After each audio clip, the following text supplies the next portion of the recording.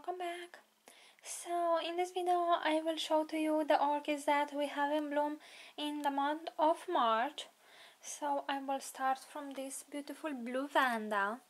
I recently got this orchid from a secret garden here in Romania, and it is so beautiful. The blooms have opened all the way up, and you know that these blooms on Vandas do get quite a lot larger after about 1 week after they opened. So these have their full size right now. I really love the color. It is a indigo color, and here we have some little stripes that are more deep in color. Really pretty one, and she is growing very well. She has a root tip here, and she seems to be happy in this glass vase. I will actually do a video about how I care for my Vandas. Very nice. Here in the front we have the Phalaenopsis Peach Delight. This orchid is in bloom for quite a lot of time, and right now I think she will start to fade this little bloom. She is trying to grow some secondary spikes here also, and I'm not sure if the tip of the spike will continue to grow. We will see, but I really love these colors. She's one of my favorites. Next we have an amazing little Cattleya. Let me find her tag. Of course oh yes, it is the SRC Little Hazel, and this is one of the Cattleyas that has the deepest red that I have ever seen. It is extremely pretty, and the color looks a lot better in reality than on camera, so you should consider that. It is a miniature orchid. As you can see, it is very small, and this orchid can produce a cluster of blooms. Mine actually doesn't have a lot of fruits. It might actually be infected with Fusarium. I didn't divide it her to find out, but maybe she had a deficiency in the past. I don't really know. We will see how she reacts this year in semi-hydro, but she seems to be rather happy. There in the back we have a little Phalaenopsis that my mother gave me. A very pretty one actually. It has very small blooms, but the coloring is amazing. It has a very deep purple color surrounded by a more pinkish one. Very pretty, and she is producing some more branches here, and actually here I attached a little bit of sellotape because this branch was a little bit snapped from the shop, and it seems that the buds are continuing to grow and open up, so I am happy with that. She will need to be repotted pretty soon after the blooms are gone. And here it is a new orchid that I recently purchased. Let me show her to you. She is very beautiful, and for the first time in my country, in Romania, I have found in a garden shop, or actually in a hypermarket, I have found on the gardening section a Phalaenopsis with an ID, and this one, it is called Phalaenopsis Little Lady D6. Here it is her ID, and I paid for her less than €5, so that is pretty amazing. She is very small. It is a miniature orchid. She has a lot of roots. The leaves look quite happy, and she is producing some side branches, so that is good. Here it is one of the most amazing Oncidium type orchids that I have ever seen.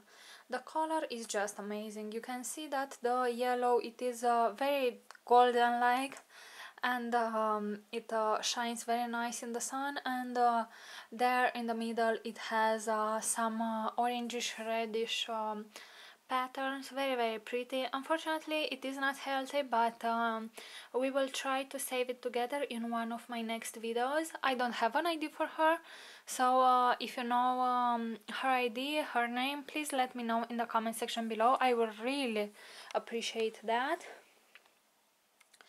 Here is a new orchid. I actually got this one in the past. I had actually this one in the past too. It is called Diana Dangatic, Bellara Diana Dangatic. And I purchased her again because the old one was infected with Fusarium. She killed all the dead roots, and I really want to get rid this year of all the orchids that seem to be not doing well and are not responding to the Fusarium treatment, because that means they are sick and they won't recover. So I really don't want to have a chance to infect more orchids. The ones that are responding good, very well, but the ones that are not, they will just go in the trash, let's say. And here we have a secondary spike and a little infection, which I will cut in a moment. Oopsie. And here is my pride and joy. This is the Laelia Rhino, actually called Cattleya purpurata variety in color. This is one of my favorite orchids, and I guess you can totally understand why. This orchid produces very large blooms, up to 20 centimeters in diameter. The background, the color of the sepals and petals this year, it is white. In the past it had a lot of purple tinges. This year we have had a lot of gloomy days, so I suspect this was an effect of that. And also, while the buds were developing, I was moving out, so the orchid was packed in a box, and she also didn't receive great care for quite a lot of time. I really love the lip of this orchid, and the little white tinge here, and the skirt is surrounded again by this white line, which makes it very attractive.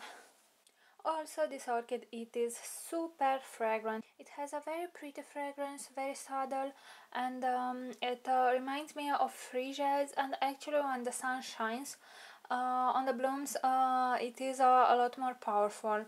This year I have a little anomaly on the second bloom.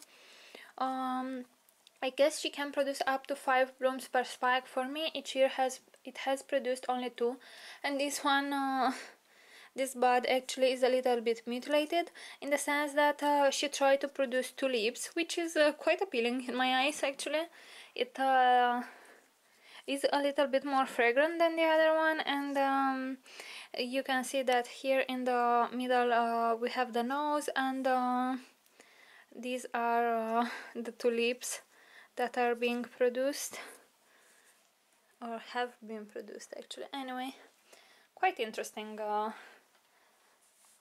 this thing this year.